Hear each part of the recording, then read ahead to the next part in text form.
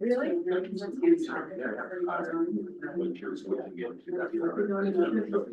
Yeah.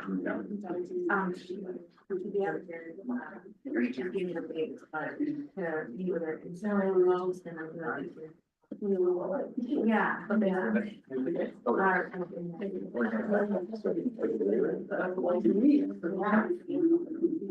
I was gonna I forgot everything, and I think this one I was. I don't know. But I'm. Yes, like I said, he's not. Every school. So.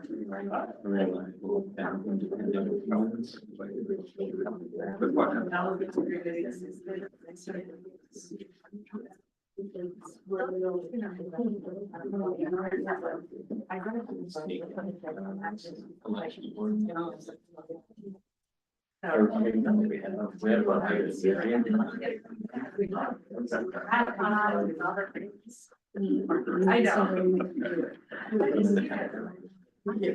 Yeah, that's what yes. No, hi. And now. Yeah, so there's a lot of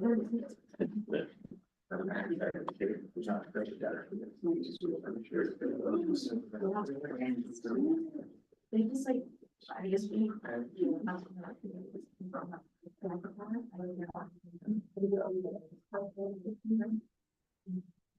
Last year, I was like, backwards.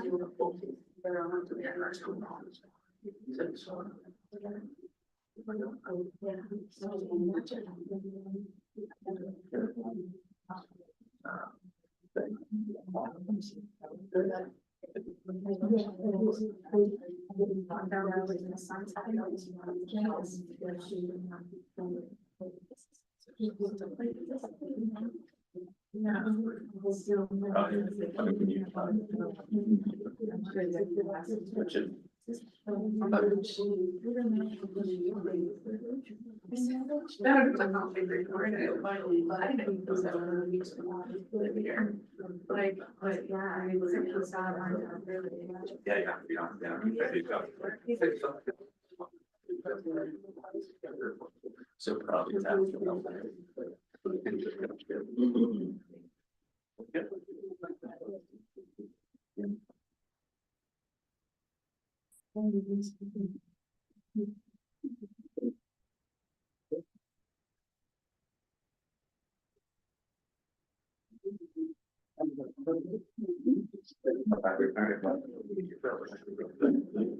very rested.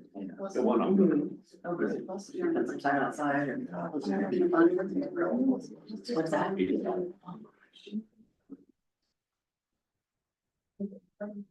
March. Was reading something about, I guess it was in news, they were talking about some of the fires from last year, and they said there's really no such thing as fire season anymore. Oh, no. It's not that.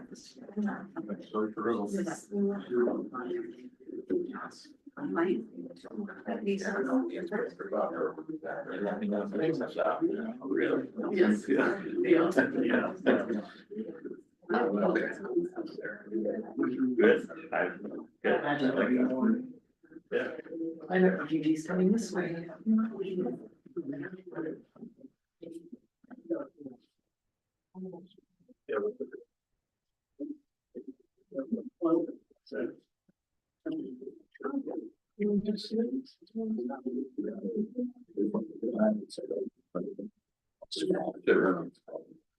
Oh.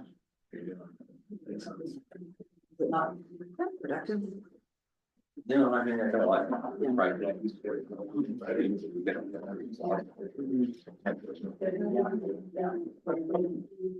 got out here. What? You got out chickens for here. That's true. Get the tapper. I need to read about it. I must have done something. Is it? Right. It's the same. Oh, here we go. Sometimes it's a maybe kind of. Okay. Well, I guess. Seven straight up, so the meeting to order. And clerk can call the roll, please.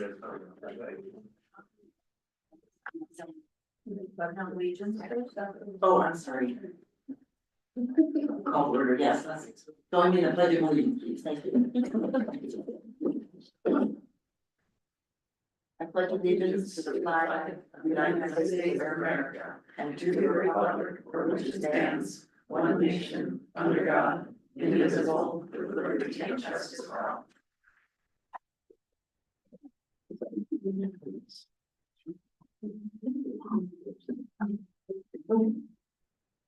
Now roll. Yes, do the roll. Mayor Kristen Smith, Here. Deborah Adams, Here. Aaron Hansen, Here. Casey Kinsman, Here. Michael Mickelson, Here. Wendy Rainey, Here.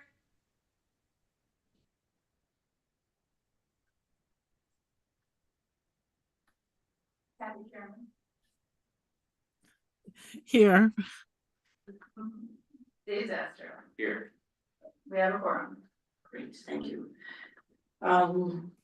So we have an agenda before us. I do want to note, well, maybe if someone would want to make a motion to approve the agenda, we'll start with that. Motion to approve the agenda.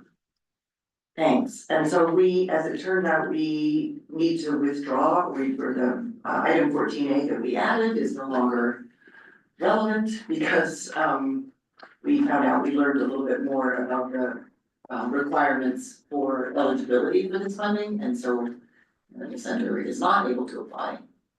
Well, the project isn't The eligible, project is the now. medical study is, Yeah. just was. Yeah. So if someone would move to strike, withdraw from the agenda. I'll move to strike or remove 14 from the agenda. And is there a Second. Thank you. Great. Any other changes to the agenda? People want to request?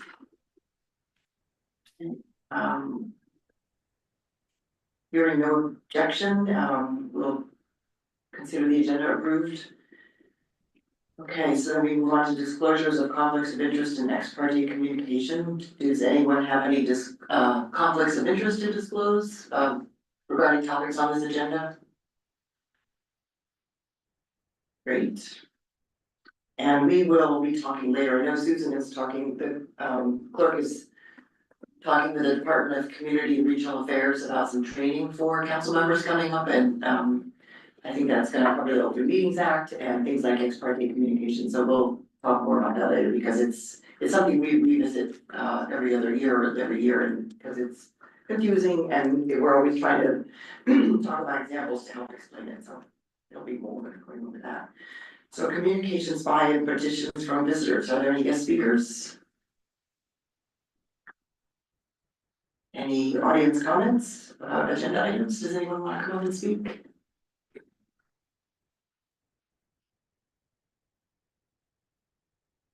Stephen, Park Chronicle, 813 Woodland Drive.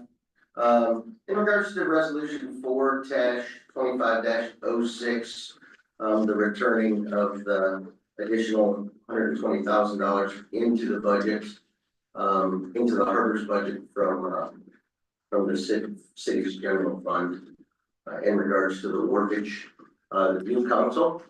Everybody welcome. I'll be here often, so get used to it. Sorry. But I would like this new council especially to reconsider putting that back into the harbor fund. I know that the harbor fund is important, but the harbor fund's already collecting 3 cents of that mortgage currently to pay back their debts for the harbor improvement.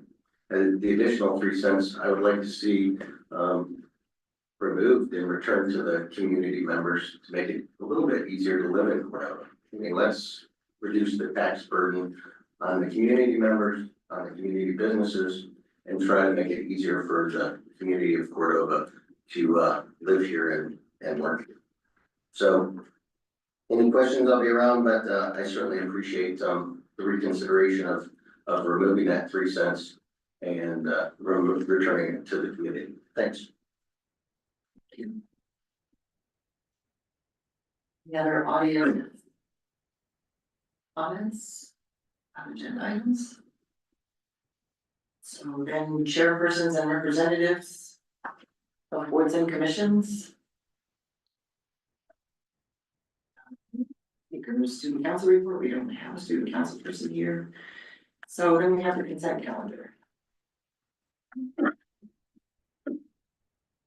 So this is where we typically put routine items like just standard items of business, and we are putting them on a consent calendar so that they get approved. It goes into the record that they've been approved, but they're typically not controversial. They don't require a roll call vote or anything, maybe specialized in-depth discussion. So that's kind of the criteria for the consent calendar. And we do it as a roll call, but if there's an item on there that you want to talk about, you can request that it be pulled from the consent calendar and then talked about as a separate agenda item. So this is where we get to just approve a few things at once if they're not controversial or there isn't any special discussion. Ready for roll call? Yeah, thank you. For approval of the consent calendar. Casey Kidsman, Yes. Dave Zastro, Yes. Deborah Adams. Wendy Rainey, Yes. Aaron Hanson, Yes. Mike Mickelson, Yes. Kathy Sherman. Yes. Consent calendar approved. Thanks. Approval of minutes, we just did that. We don't have any consideration of bids, proposals, or contracts. We have reports of officers. So I did have a short report in the packet that I'm happy to answer questions about. I've just been including a couple things. I mean, some of them are not specific city business, but I thought they were items of note happening in the community. And one thing that I learned about recently that I'm super excited about is that the magistrate position is getting filled. We're gonna have a magistrate here in town again.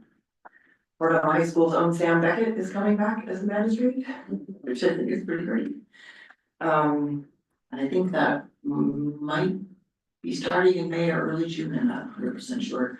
The EVOS trustee council, public advisory committee has 4 open seats in case anybody in the community is interested. I'm thinking there might be people listening online who might want to help spread the word.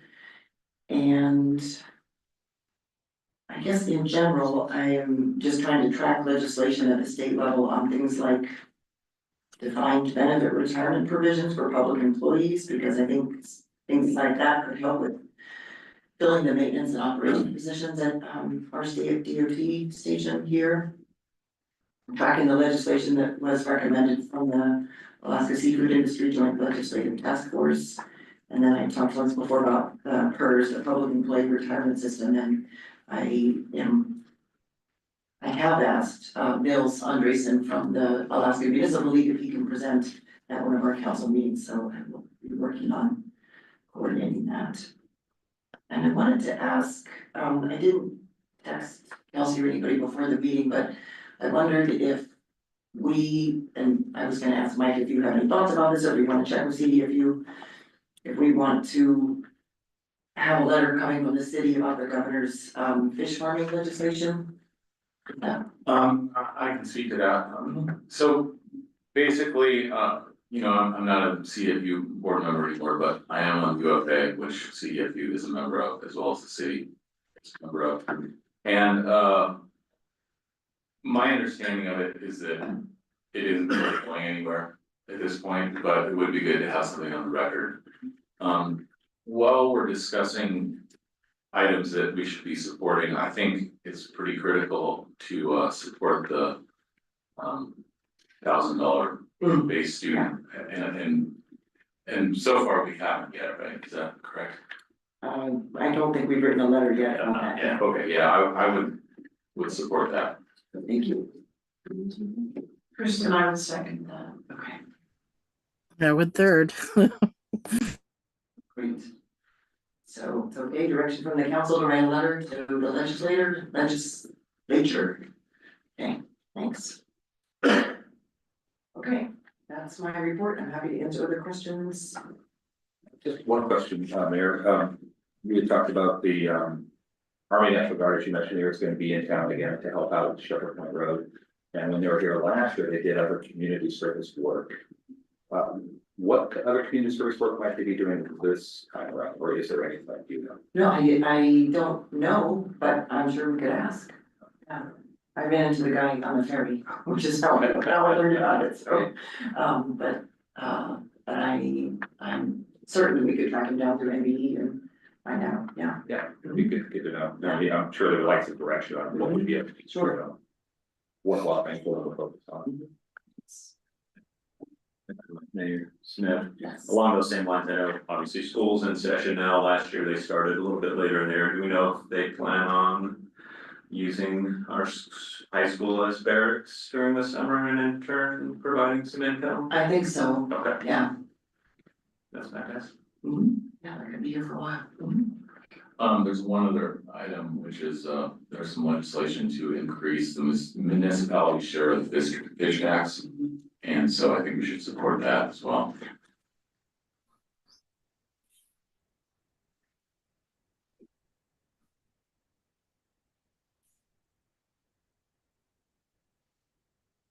Sorry, if I could go back about the National Guard. I know we talked during one of our sessions about providing a letter of thank you to the Guard for the work they did last year. Did that ever happen? Believe it, I remember seeing it. It was one of the, yeah, one of the course. About this one, yeah, well, okay, good. Mayor Smith, Yeah, I just wanted to, first of all, thank you for a written report. I appreciate it. And I also am happy that for the STIP letter too, and the other things that you've accomplished in this past week. So thank you. thanks. Yeah, and the step one, I mean, well, you all love everything, I'm so frustrated, why do we always have to take the hit for not having service for those 2 months, yeah. So. Thanks. Okay, then we can move on to the city manager's report.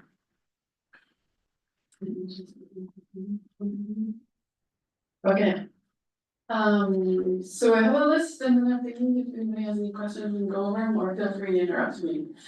I am meeting with DMV on Friday, the state DMV on Friday. To try and figure out how we can get somebody down here, they do have a traveling DMV, especially mostly geared toward the real ID. So we can take full advantage of that.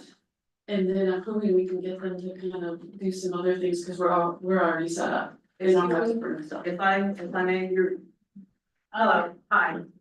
I don't need to insert, Ma'am, I'm sorry. you can definitely talk on this, but after, Oh, I'm sorry. Yeah. You said the DMV and I say thank you for at least having that. That's why I'm here. Thank you so much. Okay, thank you. we'll get to that. So I'm hoping that we can get something rolling quickly. I don't know what it looks like until I talk to them. There's a lot of logistics to work out. But it's exciting. At least it's something to move forward with. Also some pretty positive and exciting things is we have done a lot of interviews this week and last week. We've had 4 applicants, great applicants for the Cordova Center. They've all been interviewed. We had HR applicants that have been interviewed, as well as the library position that is left. We will be sending out letters of offer to multiple positions, and I will update you in emails as we get responses. But it's pretty exciting. All the applications were amazing. It was hard. It's just hard but nice. Still meeting with the staff from the fire department on Mondays, just trying to keep things rolling down there. The volunteer city meetings will begin once Ed starts, and he starts on the 14th, the new fire marshal for the city. But we might give him a week before we throw him into that meeting, but, he is gun ho and ready to go, he has a place to live. He's ready. I've been also meeting with the police staff, Sergeant Hayden is acting chief. And we've been working on trying to figure out some schedules, getting some temporary employees here. We do have one police position they have extensive background checks and things that they have to go through that, so moving through that right now. Hopefully that will work out. So we got 3 people, because both Officer Pfizer and Officer Blake are having new babies. And Blake is actually in Anchorage right now. So it's pretty exciting. The bond refinance is wrapping up. We are signing paperwork. Cheryl and I will meet with the lawyer on Friday to go over everything, get that signed. That'll save us some interest money in the long run. And it does not change the date the bonds are due, so nothing gets extended. And then just some meetings. I've met with Blake and Cash Fest, both. Blake is our permanent fund investor. Cash Fest is a company that helps you organize and get the most out of your money while it's waiting to pay for things. And because next meeting, we're gonna have a big discussion on budgets, revenue, 3 million from the harbor, or 3 million from the permanent from the harbor, and the 3.9 million that was taken out of the general fund. It's a big subject, but we need to talk about it and figure out how we're gonna do that. I have met with a couple of people on, who are disagreeing with their impound notices for the harbors, so we've been working through those. Met with Casey, Councilman Kinsman, and the mayor on my eval. I've also met with the mayor on just how we're gonna try to coordinate and move forward as she becomes the mayor. Strategic planning was another topic we talked about. We're gonna meet weekly, and probably agenda day to go over that, so maybe on every other week, or twice a week, but the agenda one's a pretty quick one. Met with Kevin and we went over the impound lot proposals. Also Kevin has got the spring bear meeting set up. We'll start pushing stuff out on Facebook. And they will meet next week to start strategizing. So that's kind of all of it in a nutshell. If anybody has any questions? Just a few things. Any questions for the city manager? Yeah, so in terms of the DMV, so I heard you say that we're planning on bringing someone down. Was the city funding part of the full-time person that we had here before, or the part-time person rather, or was that state funding where? It's our money. Okay, The entire, yeah, we pay, it's a part-time benefit position that comes out of city money. We do get, some reimbursement for some of the things that we do, and then, but the big one is registration, which we went through a process last year of raising the registration fees. That happens online, even if you're not busy here, but like we would get full refunds for the driver's tests. Partials for some of the other things that we need to do. thank you. I have a question about the DMV. It's if there's a prospective person coming to stay temporarily, or just they'll be here for a week at a time? That's what I'm gonna work out, but it's not a permanent solution, and it doesn't sound like it's a long, we're not coming for a month. So are we paying them We will housing, per diem, Yep. et cetera, et cetera? Yeah, but we have wages, it is budgeted because we budgeted that position. So we will at least have it in the budget, I know a lot of teenagers are waiting for their license. and so that's what I need to see if they will be willing to do, and because we're set up, I'm hoping that would be the case. We have all the DMV stuff, the computer stuff. That would be great. So we'll keep advertising for that position. But this It's is- Yeah. online, we're pushing it out on Facebook. Yeah, but this is a stopgap for Yeah. a short-term fix. Same deal. Yeah. Is there another question or questions online? Mayor Smith, Yes. I just wanted to thank the manager for her report. It sounds like she's been very busy. And it is encouraging to hear that some of those positions have applicants, which is good. And I wanted to thank her for working on the bond refinancing for us. And thanks for not dropping the subject of the replacement for the general funds. We all know we need to deal with that. So thanks. You're welcome. Could you entice any of those applicants that don't get the positions to look at the DMV? We've talked to people about it, yes, we've tried, Okay. it just, I mean, I realize those skills don't necessarily always transfer to the interest. and if you know, we haven't had, I guess, one local for the positions that we've been looking at. So I don't know that somebody would move to Cordova, Right. yeah. All right, some progress. Yep, moving forward. Moving forward, yes. Great, any other questions for the manager? Online or? Okay. Then we can move on to the clerk's report. The deputy clerk have. Just a couple things, real quick, Susan, again, is out of the office until April 8th. Before she left, she did mention that, Mayor Smith also mentioned that she's been talking with Sonia Pavan at the Alaska Division of Community and Regional Affairs to do that training with you all on the Open Meetings Act. They are still talking about that. I spoke to Sonia yesterday. And she's scheduling the training. She's looking at June. I'm not sure if it will be in June. I know Susan was hoping for May, but that's what we're looking at, around May, June timeframe.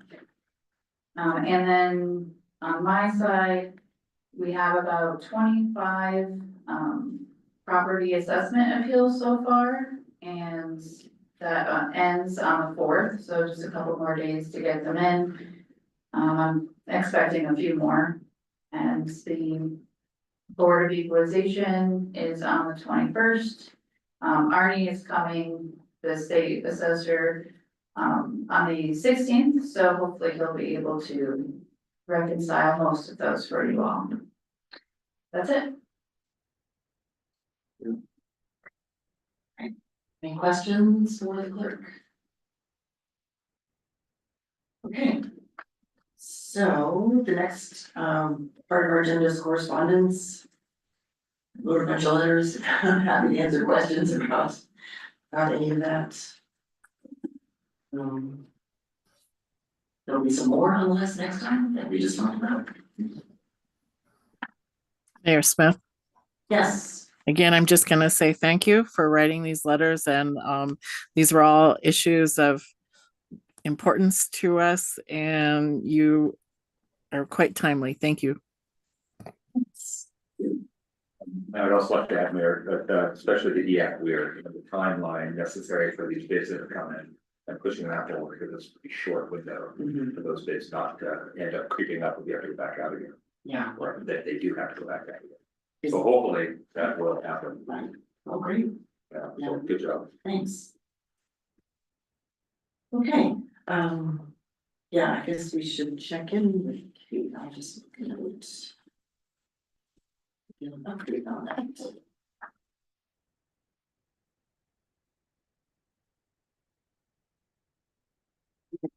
So we come to ordinances and resolutions.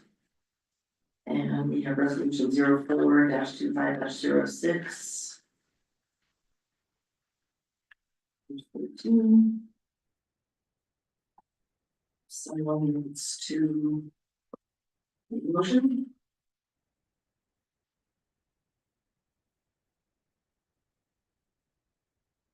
Yeah, I'll move to approve resolution 04-25-06.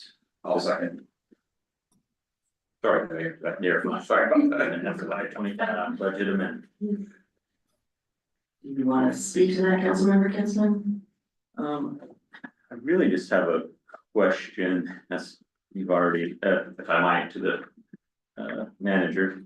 Is there any way at this point to collect any of this money in regards to money that's been pulled from the Harvard project? And I know it wasn't set up as a loan. I know that was a clause. I don't know if there's anything retroactively or moving forward that a resolution that city council can pass to start collecting some money back from the Harvard fund. So you're talking about the 3.9 million that we spent out of, you know, we did not obligate that out as a. I know we didn't at the time, And and I just wanna know if moving forward, if there's something we could do. we can talk to Will about it, but I don't think so. I mean, this money goes to pay for the bond payments. If the bond couldn't be met, we would be paying that with the general fund. So there are those benefits. But yeah. We should have done that. Just sooner than later. But I can also just verify, Thank you. yeah. I wanted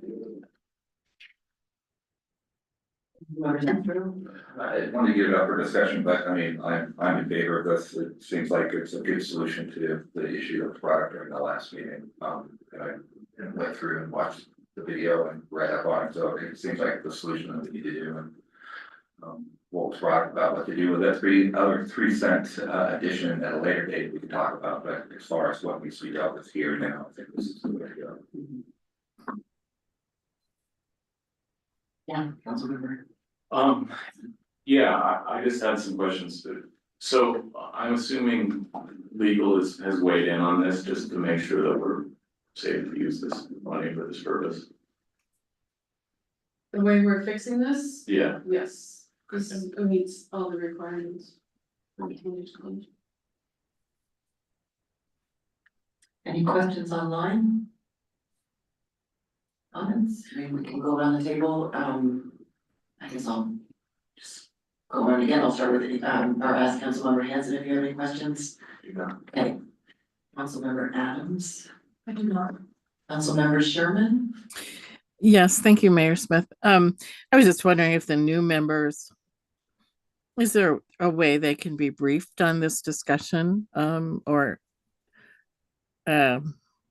Anyway, that could be beside the point, but it has been discussed, and it has been discussed with legal, and this was our way forward, and so I'm in favor of it. Thank you. Yeah, I don't know if you wanna say anything to. Well, basically, the 0.03 fee that we put in fiscal year 25 resolution.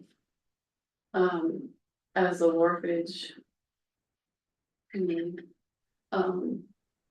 was done incorrectly. And it came, we moved it to the general fund, and it should have stayed in the harbor. And so that was brought to our attention by Shoreside, and we have taken care of that, and we're putting it to the harbor. The intention is, I mean, when we built that harbor, we depleted the reserve funds, we took a $5 million bond out, we have $1 million piling loan. So the harbor has a lot of debt to pay. Luckily, they don't have as much maintenance as they used to have, so that one, we still have the north side. But so that's where the intention comes from, but we had budgeted it in the 25 budget in the general fund. So in order to make the budget right, I guess, this is how we did it. So we've had, efficient positions that haven't been filled, and we have actually eliminated some that we had budgeted and are empty right now that we had thought we would fill. So that's the red lines. So we're adjusting the budget by 120,000 to reflect. Yep, And that money will Yep. not be coming into the general fund, it's going into the harbor integrated fund. and then on the last page, it shows where it goes into the harbor depreciation fund, and that is a separate fund. And bond payments, loan payments, and maintenance. And that was exclusively out of salaries of positions that weren't filled, as I'm looking at this, correct? They weren't currently filled. Weren't currently filled or removed positions, that's how we made up the 120,000. None of them were removed. Sure, okay, we're Because- not filled currently Yes. and budgeted, and we haven't filled those positions at this. Well, okay, let's, maybe I should have Cheryl explain this, because I'm already calling out the cliff here. Yes, they all encompass the positions that have not been filled yet this year, so we budgeted for the full year, we're now in April. So we recalculated what, if we filled it mid-April, what that would be, so in essence, we haven't seen. Any injury by that yet, other than having open filling or open positions is not great. One position did get cut, correct? Yes. Okay, Parks and Rec, one of their maintenance positions got cut, that is not currently filled. And yeah, it's been decided not to fill that. Thank you. Yeah. Thanks. I knew that it really was some contextual knowledge for everyone else. Any other questions by the guru? I'm trying to get up to speed here, Ken. So this 120 is going into the general fund or it's going back to the harbor? In their original budget, the estimated revenue was 120 for that additional 3 cents. And in that budget, we had transferred it over into the general fund, that portion. Left the original 3 cents in the harbor. The additional 3 cents that was added to wharfage, bringing it to 6 cents, was moved into the general fund. That part we cannot do. So now it's moving it back, but for the budget to not recognize that 120,000 of proposed revenue, we needed to decrease our expenses by the same amount to meet a balance. We're required to have a balanced budget. Thanks. Councilmember Randy? I'll make sure.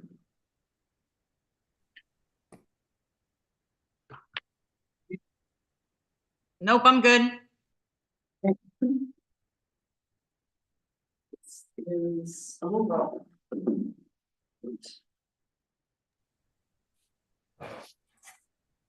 For approval of resolution 425-6, Mike Mickelson, Yes. Kathy Sherman, Yes, Aaron Hansen, Yes. Wendy Rainey, Yes, Dave Zastro, Yes. Casey Kinsman, Yes, Deborah Adams. Yes.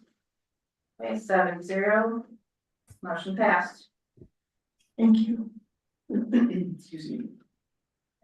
So that brings us to unfinished business, and the next, the item under that is to talk about an RFP for the old science center building.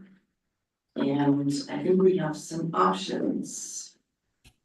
So I would, for the sake of getting some discussion going, entertain a motion.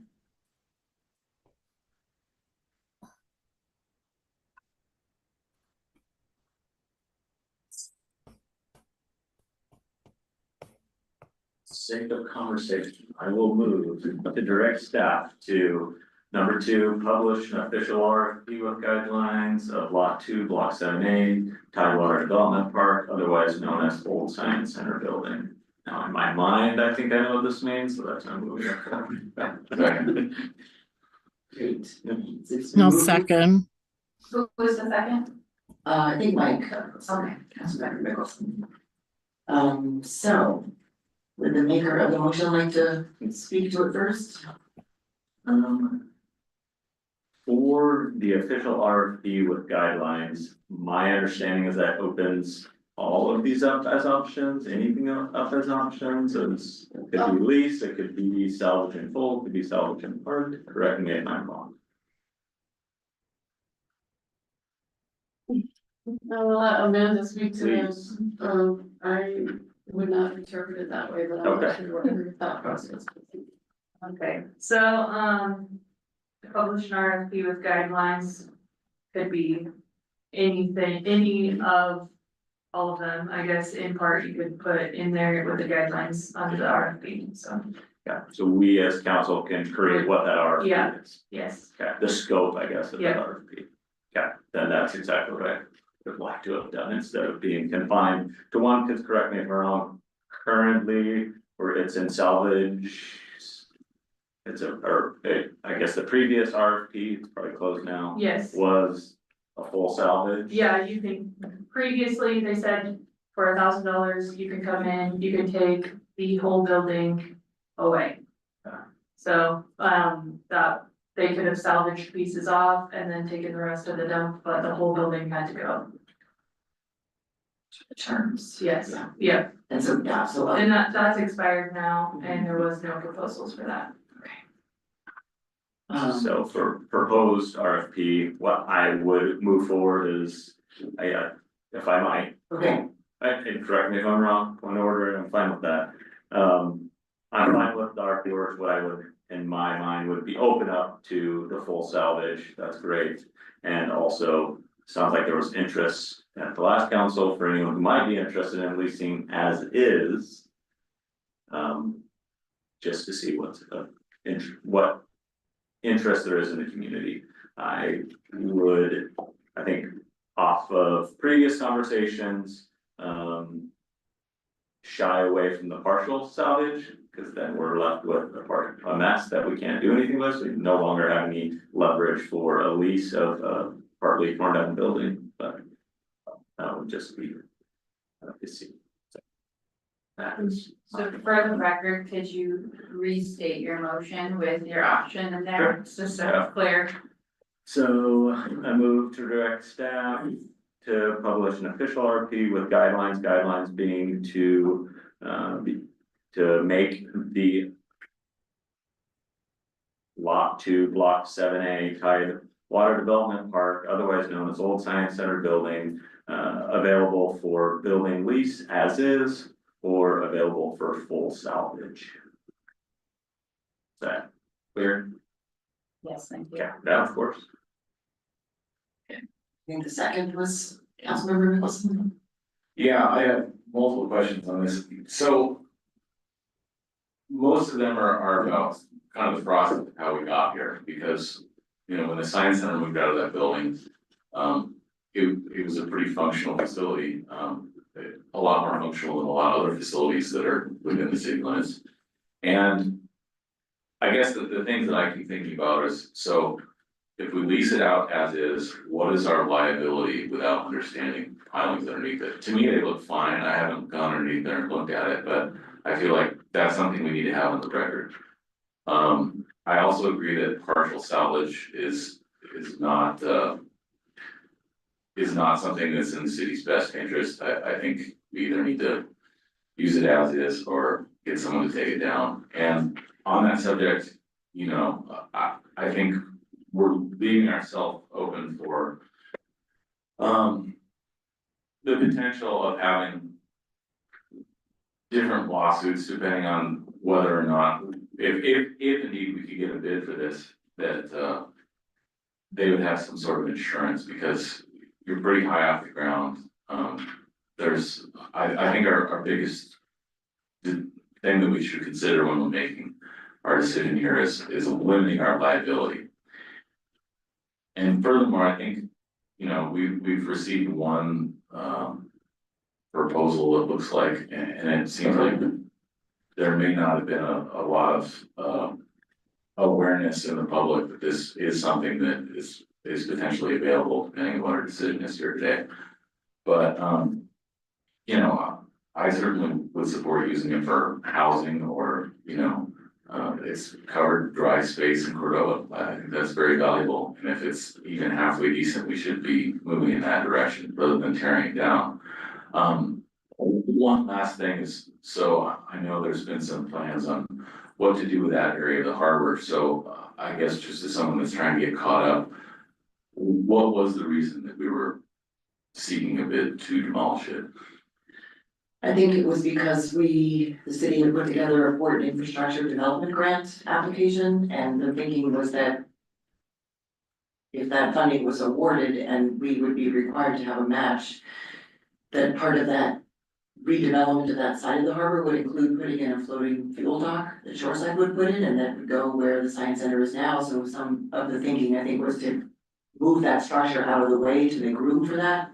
And I think that's why we held off on doing very much else. I think the city just wanted to see demolition. That was the terms of the first, when they issued the RFP the first time, like demolish it is the only thing people want to see out or move it. But we didn't get those awards. We applied 3 times for the PIDP grant, and that hasn't come through, at least twice. Yeah, I think that's what if we would have applied this year, it would have been three. Oh, okay, so twice. Yeah, and so, yeah, that's why we're there. So given that we didn't get any responses yet, I think the thinking was, well, what are some other approaches to what could happen to that building? And I was the one who kept saying, I would love to, if nobody wants to, we'll come and demolish it, it would be a shame not to at least salvage some of the stuff in there that's valuable. There's a lot of Doug fir trim, there are lap countertops. There's other stuff in there, and you see that all just get, thrown in the trash if we demolish it in a heap, but. Can I, just a couple of things, Please. so this lot has been available, it's on the land disposal map as available. It has been advertised in the past, and we could push it out on Facebook and do those things. That was one of the things for an option. Also in the memo, we did receive a letter of interest to lease the building, just to make sure that everybody saw that. So it's going to go forward to planning and zoning, and planning and zoning will make, this is how the land disposal process works. Get a letter of interest, it moves forward to P and Z. P and Z makes a recommendation to city council to sell it or not to sell it, and if you're gonna sell it, how you sell it, which is either proposals, bids, live auctions, Direct negotiations. direct negotiations, and here's one more. And then that recommendation comes to city council, and then city council directs staff on how to move forward with whatever is directed, or whatever they choose to do. It's a recommendation from P and Z. Thank you. I guess my point was not that it was listed as available, but that it was listed as available as is, as opposed to something to tear down. Am I incorrect in thinking that that was not an option that was previously something that we were looking for proposals on? We weren't, We we put- haven't. Staff was directed to put out an RFP for the disposal. It's just listed as available. That was a council driven direction. And the lot itself right now is just on the land disposal maps as available. Thank you. Is that what? Yeah, it was not advertised as available for lease. Yeah. Yeah. What? You mean the RFP? Building. I mean, the building itself. The building is on the land disposal maps as available, which means it's available for lease. And letter of interest, you put in a letter of interest, it'll go to P and Z. But we haven't advertised it that way. I mean, we haven't. It's- I mean, yes, I know that. There's no advertising. I mean, if it's on the land disposal map and it says it's available, Yeah. it's available. Right. And the steps are to put a letter of Mhm. interest Yeah. in. And I did receive a letter of interest last Thursday, Yeah. and so that'll be going to planning commission April 8th, Tuesday. Is this letter of interest for a lease or? Yes, yeah, for lease, Retail.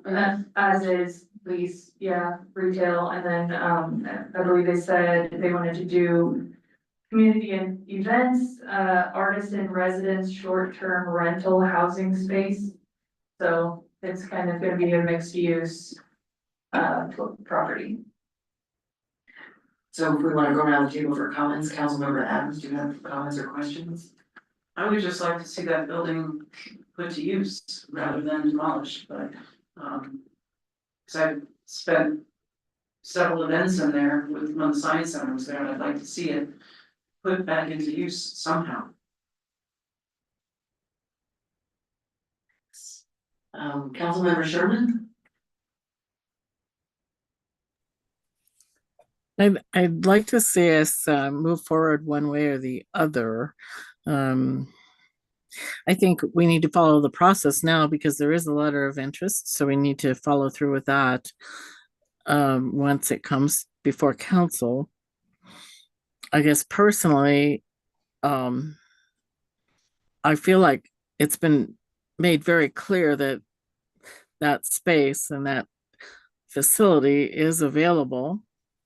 It's been offered up a number of times at various RFPs. Um,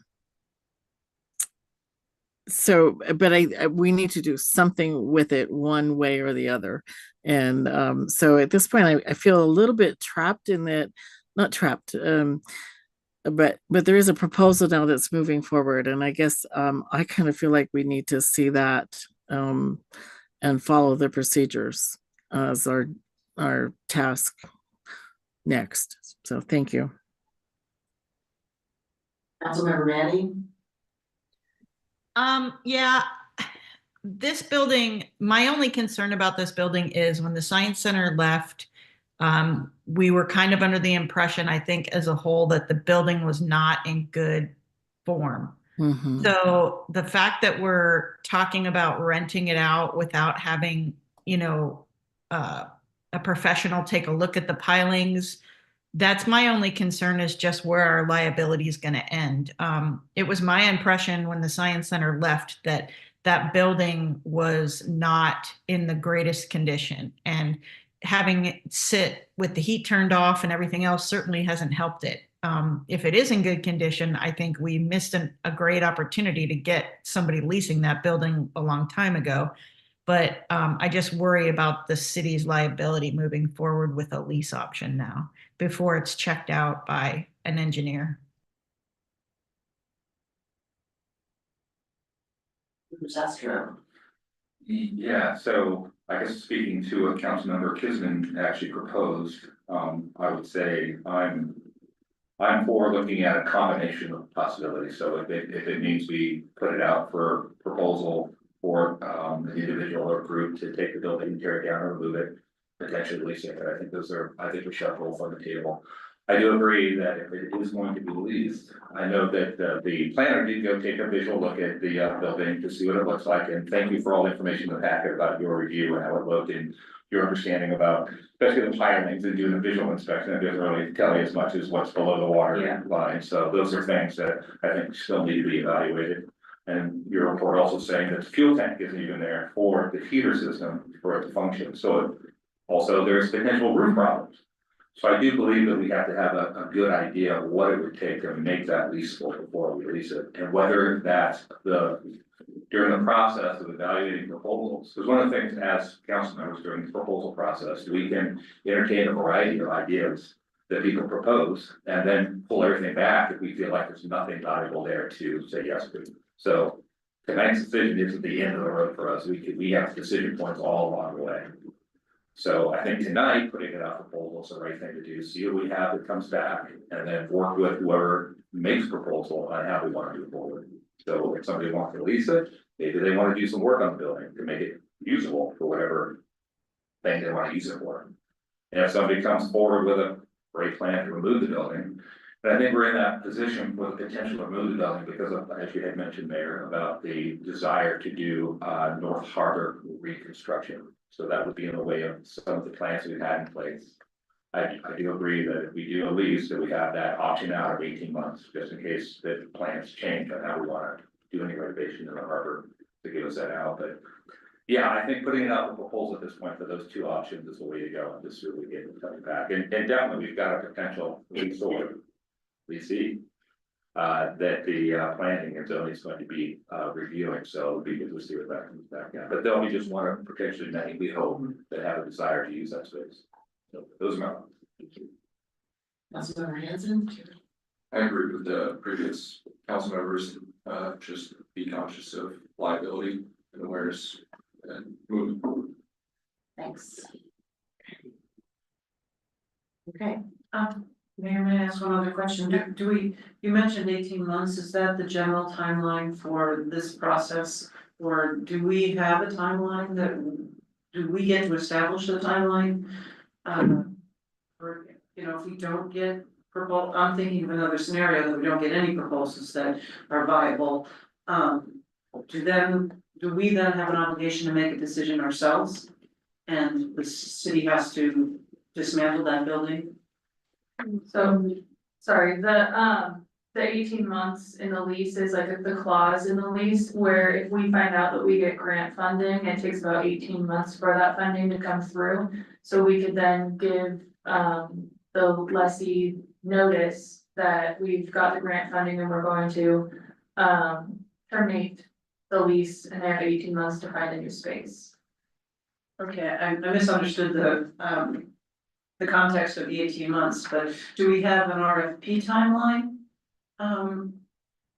Do we establish that? So if you wanted me to craft an RFP, then, I could craft that and then put it out and it would be out for usually 30 days and then we would receive proposals and, then you would look through and grade the proposals and see who you want to go with, out of the proposers. First, it would go to P and Z, Yeah. recommendations, and then come to city council. Yeah. I'm just gonna point this out that, you know, we have somebody moving through the process. If we directing us to put an RFP out, maybe I'm not sure why that person moves through the process, so I don't know. The person, yeah, I would kind of cut them off and then that letter of interest. They would then have to go turn that into a proposal. It would be a They'd have to, different process there. But they'd have to respond to the RFP. yeah, and the person is aware of the as is possibilities on taking the property as is and then the items that would need to be replaced and upgraded. They're aware of all of those. They have the pictures that I've given you here and so they know the conditions. Yeah, and in the interest of timing, I guess this is, you've gone back and forth on this. If we are going to potentially get a letter of interest, that's gonna come before. First go to planning and zoning, that takes time, then it's gonna come before us, get on the agenda, that takes time. And at the end of that, we're just gonna come back and say we want it to go to RFP anyways. Why wouldn't we go to RFP now? I mean, it just. Yeah, I mean, that was my question, does issuing an RFP preclude the person who's expressed interest? I mean, you said it's available and they've submitted a letter of interest and it's gonna be on planning and zoning agenda April 8th. But I guess what I'm wondering is if you wanna send it out now, Mhm. then in my mind, that person will respond to this RFP instead of moving through that process.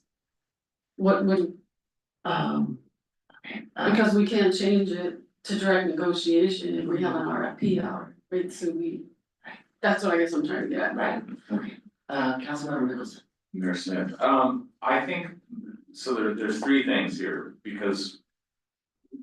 With the ball already rolling here with a letter of interest, I think the first thing we need to do before we even look at the letter is get a cost estimate to see what it's gonna cost us to evaluate the piling underneath the building. Because that's where our liability is. Two, I think we need to figure out cost estimate of what it's gonna cost us to demolish it, because. This has been out for quite a while, no one's expressed interest. And then three, we need to figure out how much it's gonna cost to remove that grid mud, because the whole reason to get rid of this building in the first place was for the PIDP grant. And so. I'm gonna feel a lot better about making a decision on this when I know at least some estimates. About what these numbers are gonna look like, because. You know, if our ultimate goal is to do the floating fuel dock in the harbor, we're gonna have to know those numbers anyway. And, I think it's very possible that those numbers are gonna come in such a way that it may not be a project that we're gonna be able to get to right away. And in that case, we're gonna be able to feel a little bit better about leasing this out. Assuming that the filings are sound underneath it. I believe the discussion we had about the PIDP grant was that at this point, we can't financially support that grant because of the time frame. So certainly you can ask, and we had soil removal, contaminated soil, all that within the grant, you know, some estimates for that. the issue that we have right now, which we'll talk about next meeting, is we spent $3.9 million out of our general fund. We don't have cash, we have issues with cash flow. When you get into a grant like that, it's reimbursement and you're getting $5 million bills. You have to write a check for 5 million, and then in the case of marriage, you wait for months and months to get it back. And we have depleted our ability to be able to do that. So the PIDP project is, we did not apply for it this year. Not sure how we would apply for it in the, next few years. So that's just one thing that, because that discussion occurred a couple meetings ago. But we do have some cost estimates on contaminated soil and soil removal that we could bring forward. The engineering. We could. Do we have any information on the filings? No, They evaluated the building, but they didn't evaluate the pilings. we have that condition assessment. And I'm not saying that we need to do the evaluation, I would just like to know what it's gonna cost to do the evaluation. I think that's more the direction, because it's gonna help us make a much better decision, if we know sort of like what that's gonna cost and where that leaves us liability wise. Is that something you can get an estimate for? Sure. Yeah. Yeah, okay. Right. So we still have a motion on the table. What I'm hearing is that people are concerned about precluding the letter of interest that's been submitted already, which is gonna be considered on the 8th. So does that work time-wise? We could, so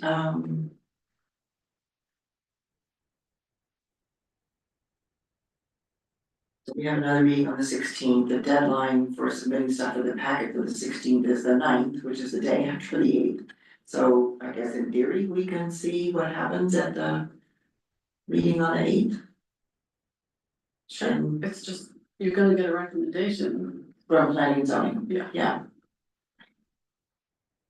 Right, so I guess we'll take that can go into the packet and it will be an agenda item again for the 16th. It sounds like. So there's one motion on the table, Right. so we have to follow through with that first. I think if we, the easiest thing maybe would be to vote to withdraw. Refer it back to staff. Would it truly be referred back to staff though? I'm gonna withdraw or we vote no on it, and I'd say. and since I made the motion, I can withdraw, sounds like there's a lot of it. Or amend the motion.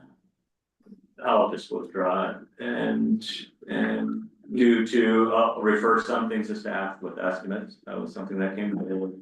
And in light of knowing there's a proposal of a letter of interest that is gonna come before planning and zoning on their April 8th meeting.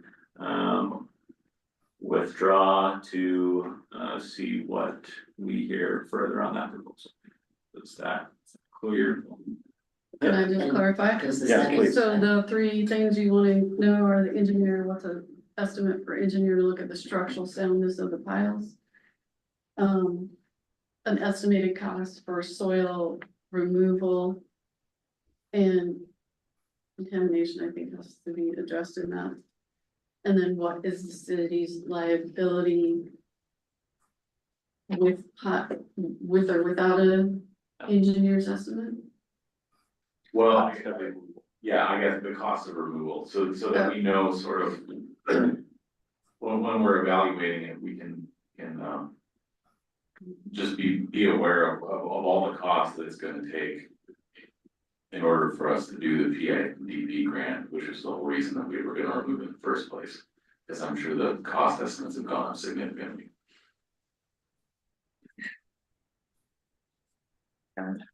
So is there a second for that motion? Second to withdraw, or does the second agree with withdrawing the motion? Yes. Yeah. Is that a yes? Yes. Okay, I guess I would say after that second, then the if I might there. Sure. So what's gonna be discussed at, planning and zoning now is really moot, because whatever suggestion they make, we're not gonna be in a position to be able to accept any direction they might give us, because if we're concerned about any kind of issues with building, pilings, determining what the cost is, going out, finding the funds to deal with that, it doesn't seem like we're gonna be moving forward in anything planning and zoning might come up with. Could you I'm just then, putting that out there, yeah.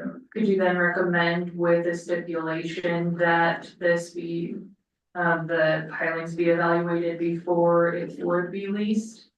Can you make that stipulation in your, At a minimum, yeah, yeah. If we identify multiple issues that would need to be evaluated, so I'd say at a minimum, the pilings, then might as well throw a whole list in there. Well, Yeah. there's no reason, I mean, we could have an estimated cost of the soil, but we're not moving it. I mean, that's just information more than something that we intend. Right. At least the building, it seems like the pilings are the big issue. Right, right. So I just feel like we have somebody that has a letter of interest that's being worked through the city operation of the city system, and we're making a decision already now that affects that, so I think we need to address it. So, and your suggestion probably would be the best way to address it.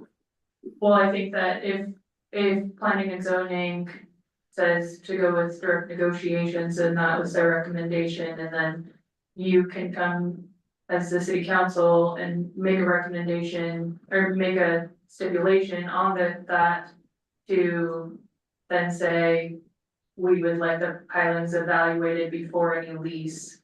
Considering any of this. Yeah. Yeah, But that you recommend the lease to go through, or, that sounds like It could the be- cleanest way to do it. It could also be an RFP. yeah, or in the RFP, You don't yes, have to do direct negotiations to make that contingent. yes.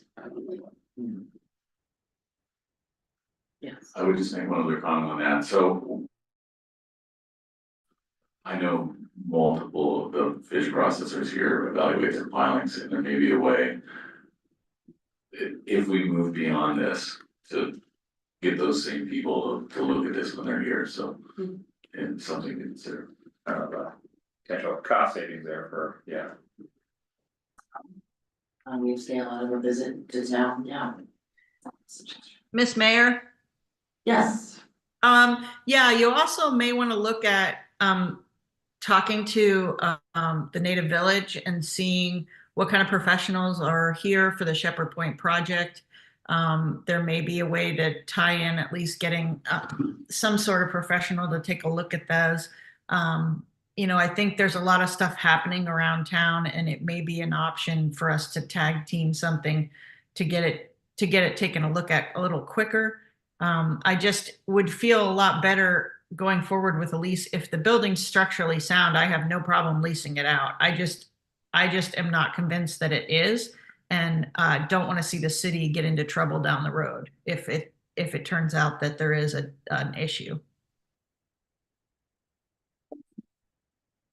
great suggestion. So, is our staff clear on the direction moving forward? Okay. Voice vote, Sure, on the motion to withdraw. yes, withdrawal and to refer to staff to get estimates and evaluations. Okay. Sure, let's have a voice vote. So then, all those in favor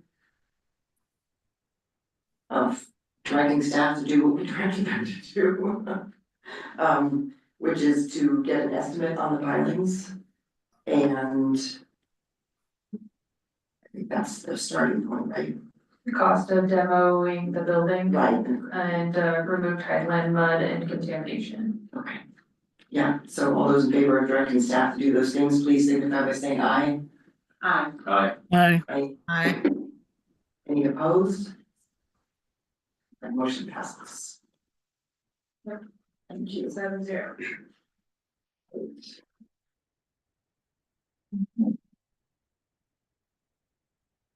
New and miscellaneous business. The next item on the agenda is to elect a member of council to serve as vice mayor. This is to cover the situation like when the mayor isn't available to be at the meeting, or the mayor's out of town and can't run a meeting in the room, so we the practice is to have somebody who's in the room be able to serve as vice mayor, be able to see who's trying to make comments, and it's easier to manage the meeting that way. So yeah, if someone would like to make a nomination, I'd like to be Meredith. yeah, Councilmember Sestro. I'd like to nominate, Councilmember Kinsman to continue that role. Second. It's been moved and seconded to nominate Councilmember Kinsman to serve as vice mayor. I guess until the first meeting after the beginning of the terms of those elected in the 2026 regular election. Any discussion? Councilmember Kinsman or you?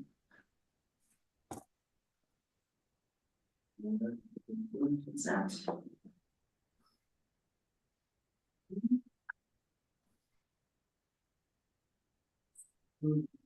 That, You gotta do a voice vote. the voice vote, okay. So Councilmember, all those in favor of nominating Councilmember Kinsman to serve as vice mayor, please signify by saying aye. Aye. Aye. It's everybody, I don't think anybody can oppose. Great, thank you.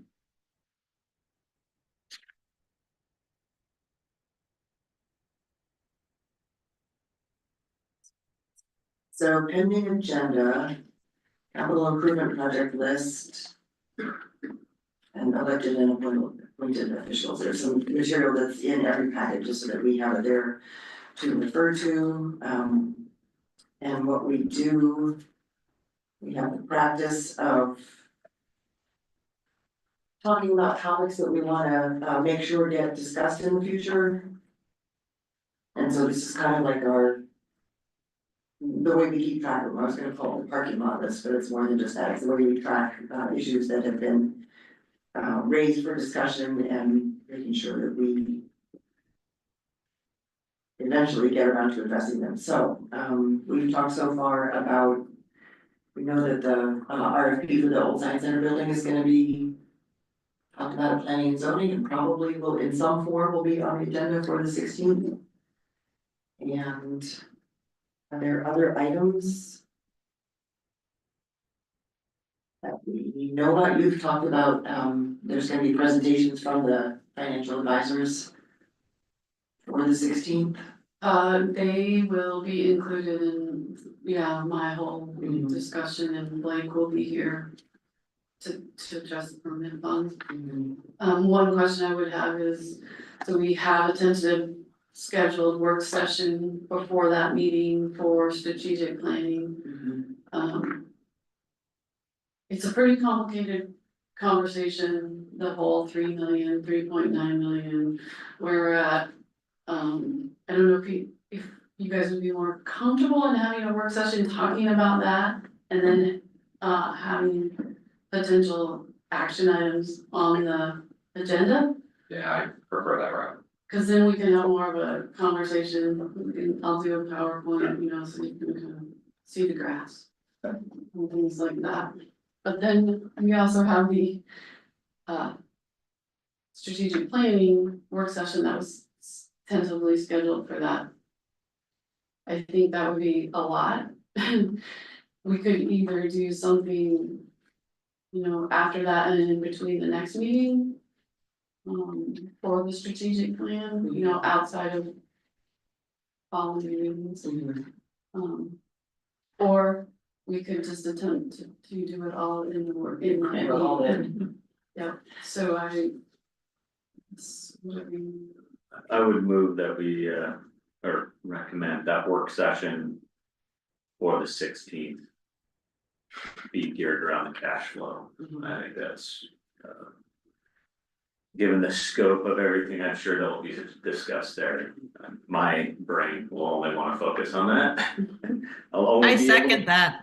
I'd like to see graphs.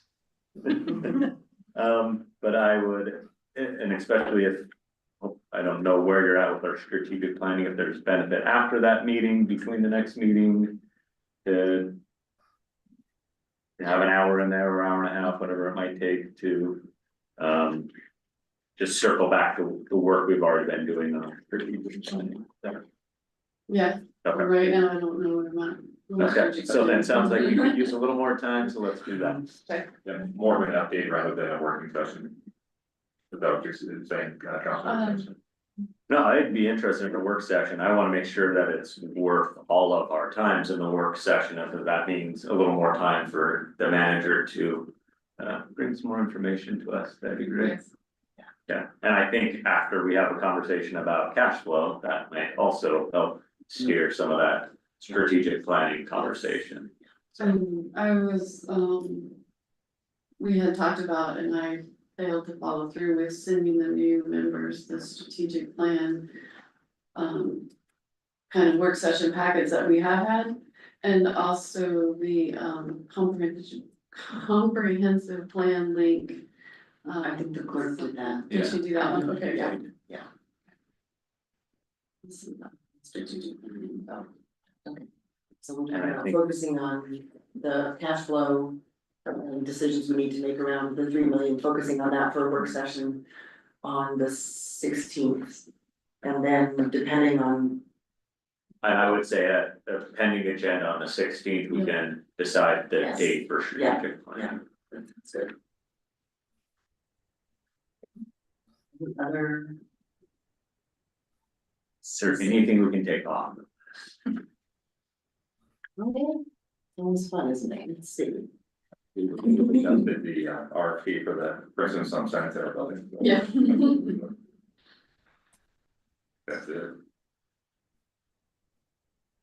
Well, number 13, we will be doing on the 16th. Strike it on the 16th. Were you able to come up with some dates for Q1 update? I'm okay if it's in June, I just don't want it to fall off the list of. You know, we've had discussions about it, and Okay. June is looking like to be a potential good timeframe. Audit will be over. Things will be caught up, so. The first June meeting? What is the, I won't be in town, I don't think the first June meeting, so how about the second? Great, as long as we put it to a date, I'll take it. The first June meeting, you'll be setting the mill rate, the property taxes. But we actually may want that update in a work session prior to that, actually would be very beneficial. So that we have accurate information for what we I mean, might have better staff direction on what we may need to be setting that mill rate to. we'll look at it. Okay, and we can talk about it more as we get closer, I do not want it to drop off.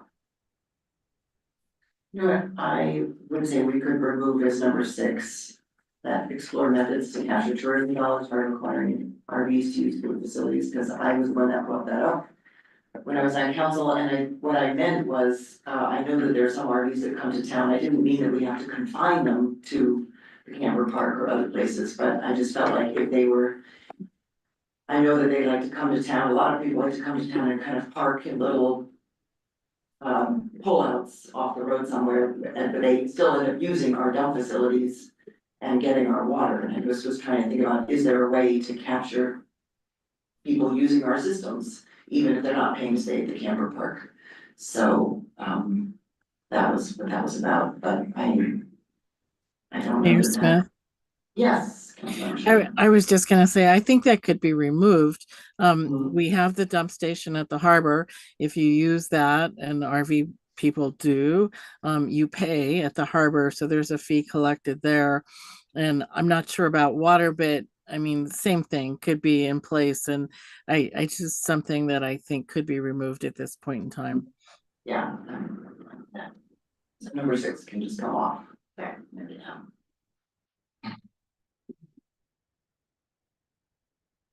Other comments on agenda items at the moment? Okay. So that is the agenda. So we are at the point, we can take comments from through audience participation. Yes, Stephanie, this is This is your moment. Yes, I apologize for prematurely approaching. Come on up. Thanks for hanging with us. Your name and address. Yes. My name is Stephanie Cutler and I live at Cordova News Apartments. I want to bring up the word privation, which essentially means something essential that is lacking. And we are in a state of privation, and I know we've brought this up again about the DMV, but I want to bring up something that you might not be aware of. My family live down south. I'm from Atlanta, as you can see, military brat from Georgia. When I was on the phone with my sister and trying to get the real ID that is essential before the end of May, which is another form of privation that we have here in this town, because there are a lot of people, young people trying to get their learner's permits, driver's licenses, CDV, their commercial driver's license, excuse me.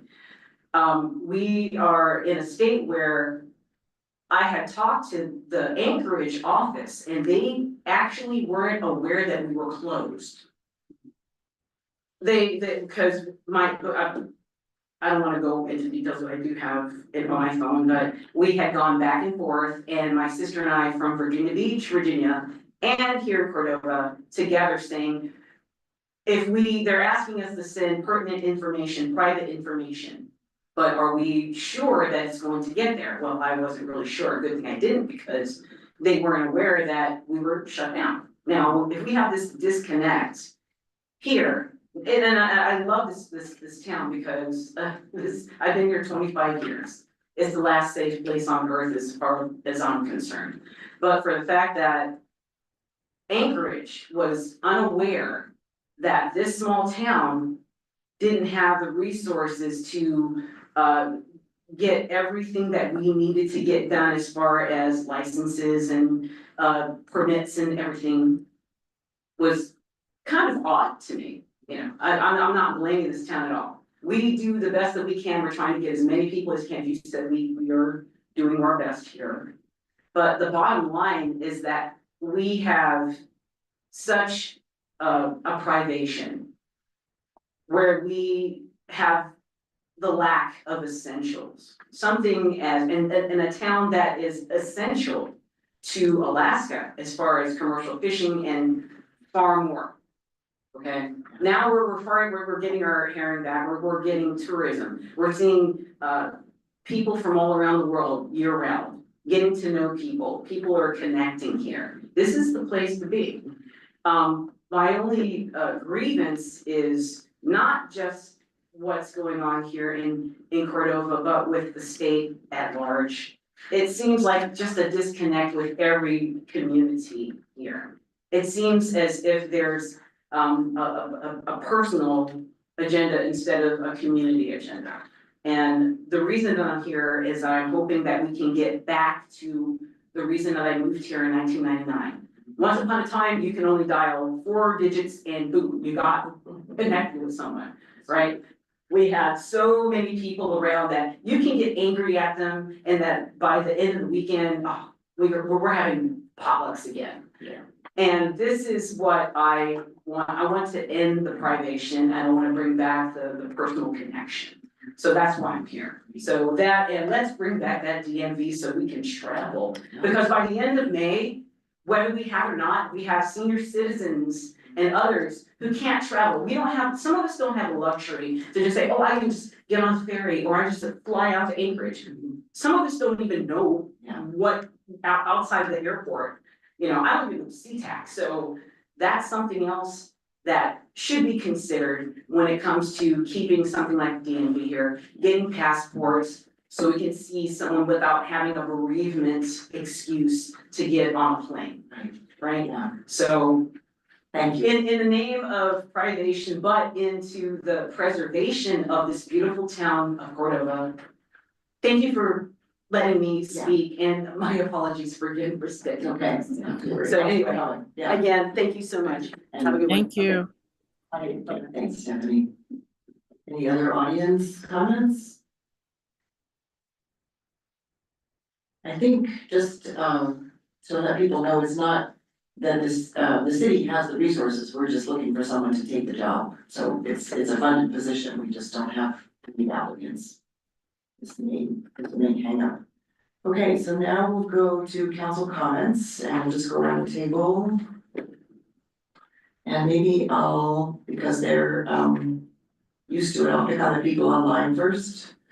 And start with Councilmember Sherman. For council comments before we, because we've got an executive session on the agenda, so we'll do council comments first and then go to executive session.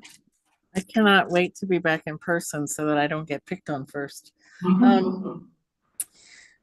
Again, I would say welcome to the new members. How lovely to have new faces at council. This is my last year, my last term, and I'm really excited that we have new voices to work with. I'm looking forward to it. Again, thanks for the written report, Kristen. I appreciated that. I'm really excited to the city manager. Please kudos to your staff for already getting on top of the spring bear thing.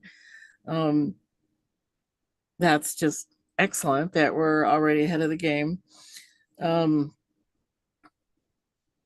congratulations to Casey on being vice mayor. You're an excellent choice for that position, Casey. I think we're all learning from you.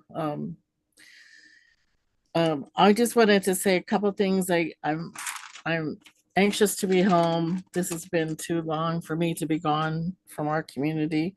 But I am seeing, I know that we are struggling financially in certain respects, but every other community I have been in is struggling as well. And they are looking, I'm looking at their want ads and jobs that are available within municipalities. And it's like a mirror image of ours. So we're not alone in this. It's everywhere.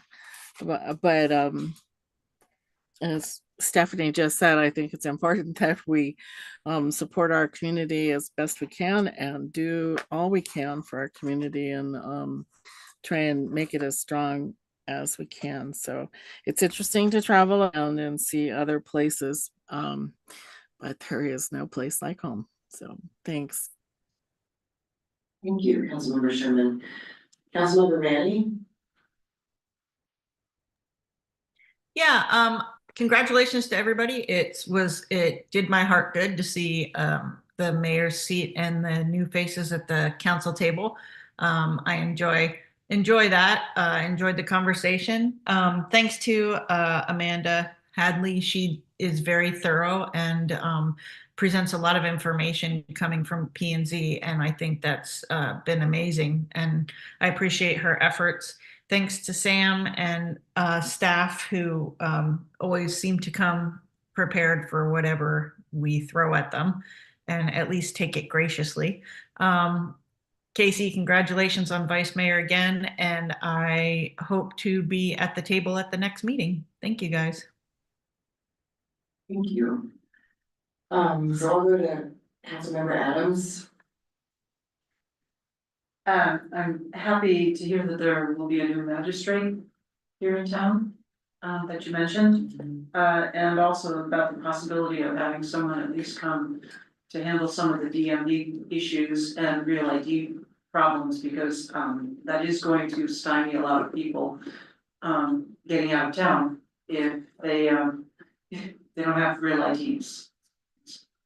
You can use a passport, but I know not everybody. But there are several people I know that, Yeah. it's $180 to get a passport. That's just to renew it. I don't know how much it is, for an initial passport. Right. And thank you, Councilman Kinsman, for taking on the role as vice mayor. I'm gonna sit back and learn, and I appreciate everybody's patience. I appreciate everyone's patience as I get up to speed, and this is gonna be a steep learning curve for me, so thank you. Thanks. Councilmember Zastro? I also want to welcome all of our new council members. Really excited to have everybody here. I feel really great about this group of people. Now, obviously, Mayor, I'm very happy about you and thank you for your written report. Having a written report is really great before starting the meeting to kind of have something to work from. So I do appreciate that. And thank you, Councilmember Kinsman. Two years in a row, I know you're more than up for it and you did a great job, obviously, last year, and looking forward to you taking on that role this year. As well as, thank you staff, Amanda, all the work you did for this packet was very helpful for me to be prepared, as well as everything that you, Sam, and your staff does for us. I was still very prepared coming to these with the information you all provide, so thank you very much. Councilmember Hanson? Thanks, everybody. I'm happy to be here. That's all I have. Yes. Councilmember Nicholson? Yeah, I'd like to thank the audience for your comments. I really appreciate hearing from the community. And echo everyone's thanks to our staff. I'm appreciative of all the learning that put these reports together. I'd just like to mention kind of one thing that we should be thinking about as we're kind of looking into the future and talking about mill rates in June. In the process of trying to be prepared for this position, I was out of town on some community business related to fisheries and realized that community members can't comment if they're not here in person. And so I think that's something that we should be looking at addressing because as we're looking at mill rates in June, I'm sure that I'm gonna be anchored up on a spot Wednesday night calling into this meeting. And I think there's a lot of other community members who also will be in that same position in the Gillen fishery. So thank you to everybody and thanks for indulging my questions. Councilmember Kinsman? Yes, I guess right off the bat, thanks for your vote of confidence. I'll just take it that way, not vote of condolences. So, a couple things here, directly to the real ID. There is a process, I want people to know this, I might know a thing or two about a thing or two. If you do not have your real ID, you don't have a passport or another recognized, acceptable federal government form of ID, give yourself extra time at the airport. There's a process that the TSA can do to vet you so you can be cleared to travel. It requires them to call out of Cordova to verify your identity. So the more of any other identity, meaning bring your driver's license, is a form of ID that will help expedite that process, but it is a process. So unfortunately, without having the DMV, yes, that does preclude us from that at this time, but I don't want the public to get the misconception that you absolutely cannot travel if you do not have a real ID. You can, and it's a process, so please, please, please give yourself extra time when you're traveling and you'll be working. And if you're checking in at the counter with a certain airline who happens to provide service here, make sure you disclose at that time that you don't have a real ID and they can help and assist you and get you in contact with TSA to do that. So there's my public service announcement about real ID. Plenty of things have been said. Thank you, Mayor Smith, for your written report. That was previously the top of my list. Thank you for Sam and staff and working diligently to fill some of these positions. That is a lot of work. Hopefully you feel it's rewarding work, and having 4 qualified candidates is the absolute best double-edged sword you can have. And I think just looking forward to the training that's coming forward for all of council, especially new. I think that's a great idea. I know when I came on, it was just me. I scheduled an hour with the attorney while she was in town, but there's 3 brand new faces and it's a great refresher, so I look forward to it. Other than that, that's all I have. Great, thank you. I just wanted to follow up with a couple more things. I mentioned in my report earlier that I feel like solutions to our community's needs are gonna have to come from us because the systems at the federal level are going through some rapid change. And I know it will be work, but I wanted to share a comment that Senator Murkowski made when she was here last spring for the Innovate Cordova weekend. And she said that a lot of communities come to her office with their hand out, they're asking for help, they're saying, can you do this for us? And she said, but Cordova comes to me with ideas. And they come with solutions and requests about how to implement their ideas. And I just feel like that's our brand, that self-reliancy, that self-sufficiency, that creativity. So it has been for a long time, and I think we're gonna need to continue to use that and bring it to meet the challenges that we know are gonna be coming. And I do wanna also thank our new and all council members for leading by example and stepping up and taking your turn at the helm. I always, council members afterwards heard me say this, I feel like if everybody took a turn, they would know how hard it is and what's involved, but, so thank you for you all for doing that, I appreciate it. Okay, and with that, I think let's see, I guess we need a motion to go into executive session. And then we'll take a break, if you want, or we can just keep going. Mayor Smith, I mean, Yes. we, move that we go into executive order, let me read go on the negotiation with city clerks of Susan Bourgeois as prepared by Mayor Smith and council member Kinsman. Matter of immediate knowledge of which would clearly have an adverse effect on the finances of the city. A second. Okay, it's been moved and seconded to go into executive session. People wanna just keep going, or do you want a 5-minute break?